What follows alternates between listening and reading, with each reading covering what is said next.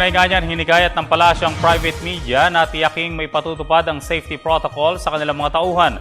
Sinabi ito ni Deputy Presidential Spokesperson Abigail Valte kasunod ng pambobomba na naganap sa Maguindanao kung saan kabilang ay isang reporter at kanyang cameraman. Giit ni Valte, bagamat kinikilala ng palasyo ang pangangailangan sa pagganap ng kanilang tungkulin na magatid na impormasyon, mahalaga pa rin ang pakikipag-ugnayan sa AFP at PNP para sa security measures. Pagdating ho, hindi ho maganda yung balitang yan at hindi ho tayo natutuwa pag tayo po'y nakakakuha ng ganyang balita. Naiintindihan po natin yung pangangailangan ng mga kasama ho natin sa media na mag-cover lalo ho may mga ganitong event.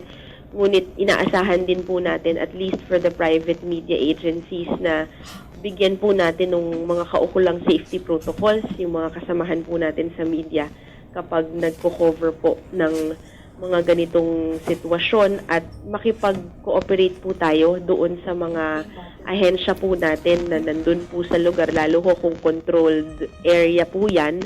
Makipag-coordinate po tayo doon sa ating sa AFP or sa PNP po kung ano, whatever the case may be, para na rin po sa ating sariling kapakanan.